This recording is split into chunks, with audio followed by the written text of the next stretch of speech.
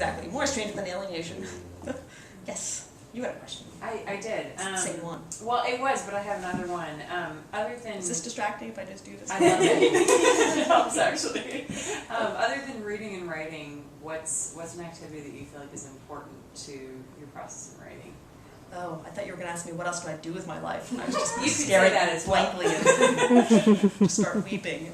Well, you know, I mean, I think you have to be, you know, available to, you have to be, let the world teach you is the best, and whatever that means for you.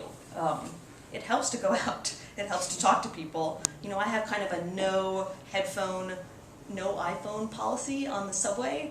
In fact, I try not to even read on the subway, although that's, I mean, I live in New York, so, you know, you commute a lot on the subway, and that's the best reading time. But I try not to do any of those things because that's the best people watching, you know, opportunity for me. So, you know, I don't know. I mean, I try, sometimes I feel like I don't take advantage at all of the city, you know, those cultural offerings, and I just sit out at home in my pajamas all day and talk to my cat. You know, my ferocious feline is probably the biggest influence on my work, but what kind of an influence is that? I watch the Food Network a lot. I mean, you know, I don't know. I don't know how to answer this question about influences. It's unclear to me where I get, you know, my ideas from. I must be getting them from somewhere. But I think, you know, the most important thing is just sort of be available. You know, I think it was like Eudora Welty maybe who said, you know, a writer is really just a big ear. Perhaps 2 ears, unless she's talking about monocled. What do you call someone who's only have one ear? I'm looking at this screw over here because I feel like you would know. So, you know, I don't read as much as I should, you know, I don't go to the galleries as much as I should. I'm sure that my work would be so much richer and more colorful, you know, if I did. But mostly just reading other writers and listening to, just paying attention to what is happening. What is happening around me. Otherwise, it's very easy just to stay at home, like I said, and then it's very difficult, I think, to write something that will seem even remotely intelligible to other people that are reading your work. Although people have told me that this book is really strange, and I just stare at them blankly. I have no idea what they're talking about. So, I don't know how in touch I am. How plugged in are you to like news and local media? Not as plugged in as some people. I mean, I teach at NYU sometimes, and my students basically suggested I was some kind of Luddite dinosaur because they don't use their kind of blackboards. As I'm living in the dark ages, apparently. I really feel like often I live in a cave. I started tweeting, though. You know, this was like my big thing about a year ago. In advance of the publication of this novel, I'm going to tweet. But I don't have the feel for it.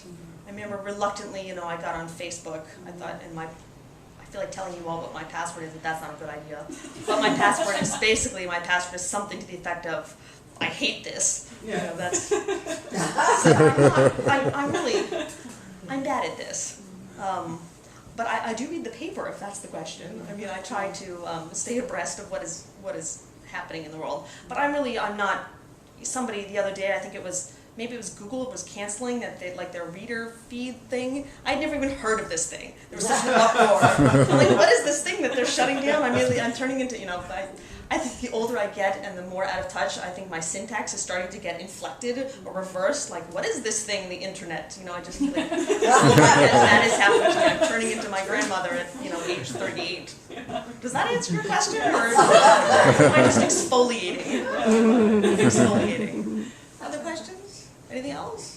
I can just keep going here. You'll notice. So yes. Well, yeah, I'm just kind of curious, like, what your favorite philosophers are, and like about kind of this question of travel and whether your ideas about estrangement, like, do you think they're particular to Western culture or Western philosophy?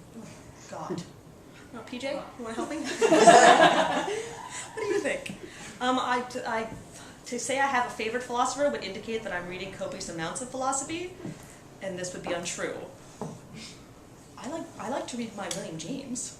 Okay. You know, I'm a fan of his. I don't know that.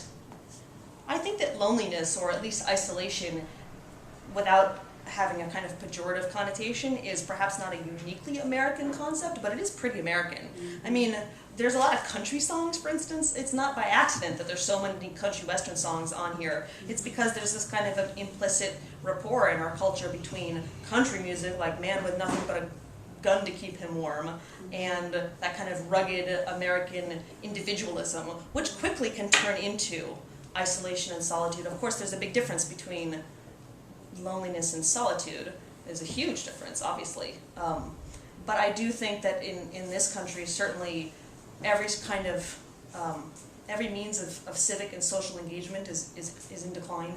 I don't know if you've ever read Bowling Alone. That was a book I'd read as part of the research for this novel, and his whole argument, I forget his name, Putnam, I think maybe his name, Robert Putnam, or Joseph.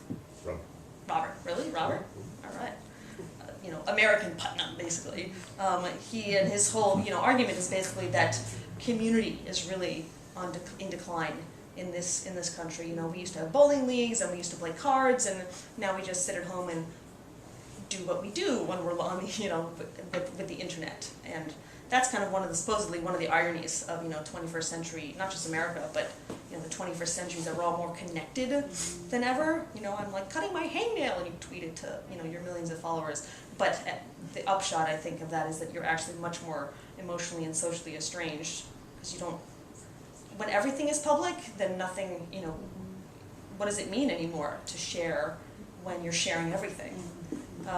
But I couldn't tell you anything about sort of non-Western philosophies about loneliness. There was, I'm sure I could have researched my novel a lot more heavily than I did, but this is what you do, when you're writing, is you research just enough to pretend like you know everything when you know nothing. You want to suggest that what you're presenting is just the tip of the iceberg, and it's really just the tip. The tip's all you got. That's I come to reading and I'm exposed. Yes?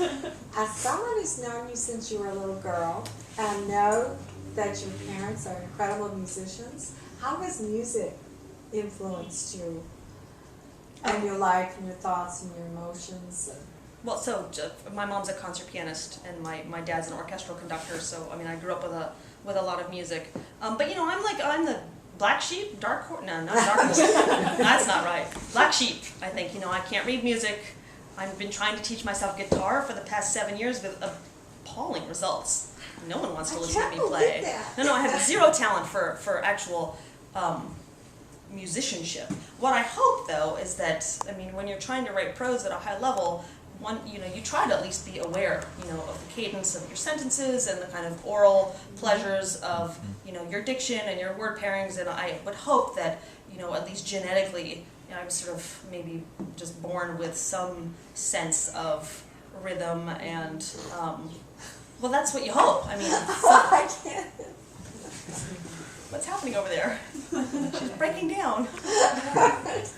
If anything, I think that perhaps being, having grown up with music in that way, perhaps if the music has shown up in me at all, it would be that way. You do read a lot of writers whose prose is so flat and boring and atonal, I guess. I try to pay attention to the line. I try to be more of a sentence writer, sentence maker. Every sentence has a rise and fall.